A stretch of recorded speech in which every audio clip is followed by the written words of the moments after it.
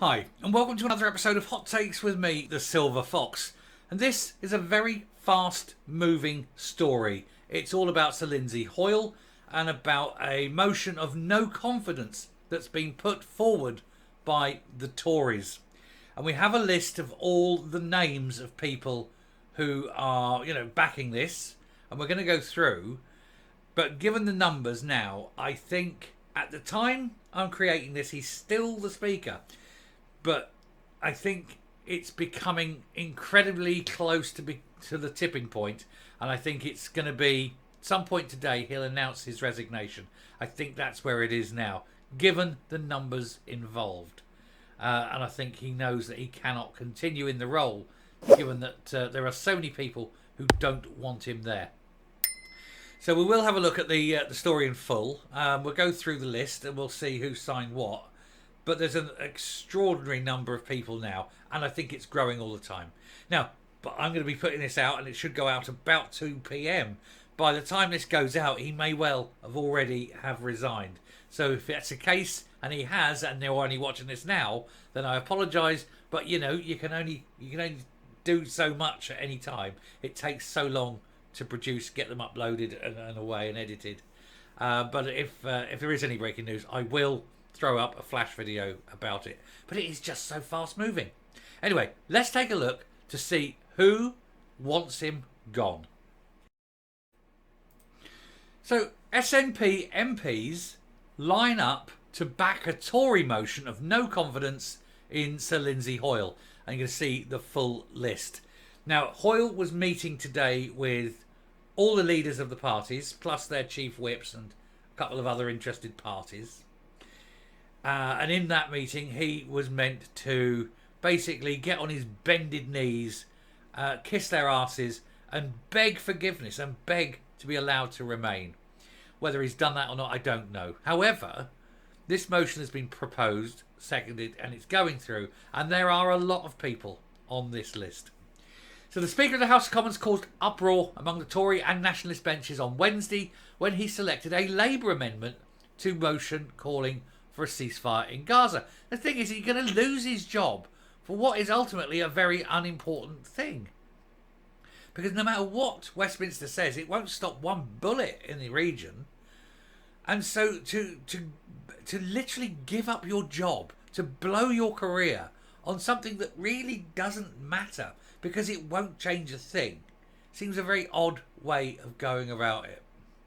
Anyway, Scottish nationalists have rushed to back a Conservative motion that the House of Commons has no confidence in Speaker Lindsay Hoyle.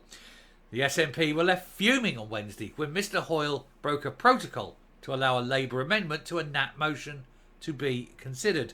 Normally the protocol there is on an opposition day, whichever the opposition party's turn it is, in this case the Nats, they have their motion and then the government is allowed to put up an amendment. And what happens is you vote first on the motion, what's called a clean vote, and then you vote on the amendment. That's how it should be. What Lindsay Hoyle has done is allowed a second amendment, this time from Labour, as well. And he's let the amendments be discussed and voted on before the motion. And so there's no clean vote on the motion. It's quite against the rules. There's standing orders for these things. He broke them. He knew he was breaking them. He was warned about it. And he has to go. And it's even worse when you consider that it was all done after he had a meeting with Keir Starmer, and it was put in to try and save the Labour Party from a huge split that potentially would have rendered them asunder. But anyway, the SNP had hoped to cause issues for Sir Keir Starmer by exposing splits in the Labour Party in relation to a ceasefire in Gaza. However, they were outflanked as a Labour motion was passed amid chaotic scenes on Wednesday evening. They got up and walked out. The Tories walked out. The SNP walked out. I think Hoyle knew at that point he was in trouble. He then got up and walked out and left his his second there, the assistant speaker, to take the flak, to carry on, while he left. He had to be dragged back. Anyway, the Tories were also angered at the move amid allegations Mr Hoyle had given preferential treatment to the party he was initially elected to represent.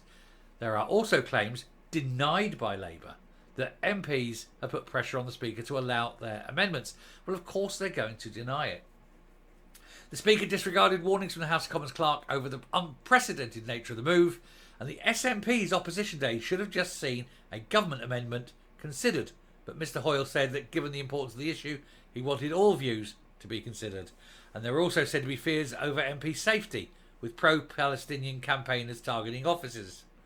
A couple of them, in fact, and one of them was, I believe, was done today in Glasgow, I think. Top of my head, I remember seeing something. Anyway, Tory MP William Ragg, known as Wet Rag, has now submitted an early day motion stating simply that this House has no confidence in Mr Speaker.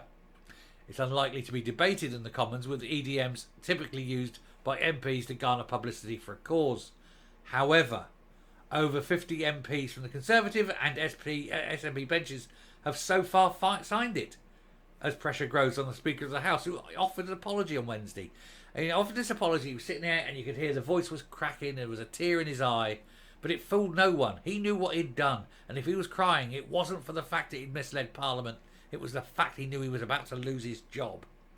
Anyway, the following SNP MPs have signed this motion: David Linden, Stuart MacDonald, Chris Law, John McNally, Gavin Newlands, Pete Wishart, not unexpected after seeing him being interviewed by Beth Rigby, Martin Day, Joanna Cherry, Patricia Gibson, Alison Thewlis, Anam Kazar, Douglas Chapman, Carol Monaghan, Drew Hendry, Anne McLaughlin, John Nicholson, Alan Smith, Kirsty Blackman, Ronnie Coward, Dave Dugan, Amy Callaghan, Brenda O'Hara, Alan Brown. Notable by his absence, of course, Stephen Flynn. Where's Flynn? You may well ask. Now, Flynn is one of those having the meeting with Lindsay Hoyle, but I suspect he'll probably come back out and sign that. So that'll be another one on there.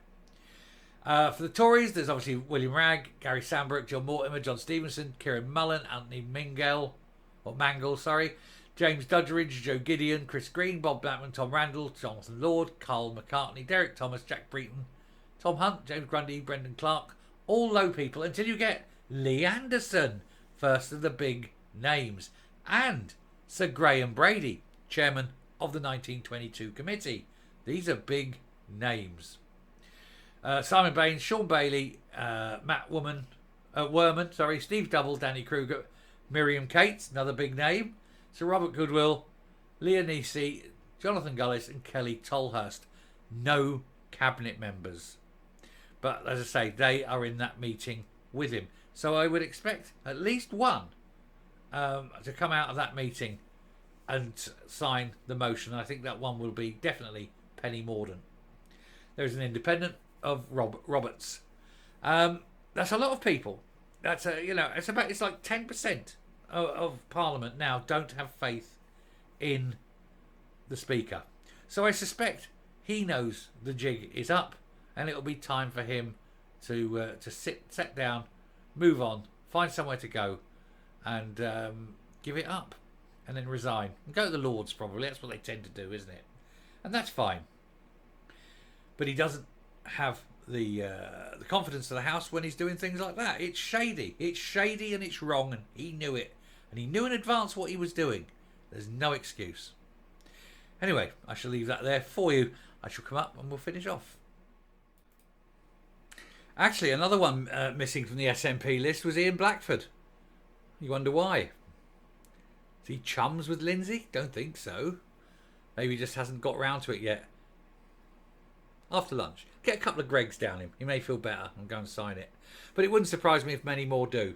And I think that will grow. And I think once it gets to about 100, I think that will be the tipping point. That'll be the inflection point of any kind of decision making. And that will put him out. And I think he knows it. He knows his time is done. He might as well just go now, because it is going to be a thing. They're just not going to be able to trust him. How can he ever be impartial now that he's shown that he's not? Time to go. Anyway, I shall finish there. Thank you very much for watching. Do hit that subscribe button, ring the bell, leave a like, leave a comment. Please share the video. And I will speak to you later. Bye.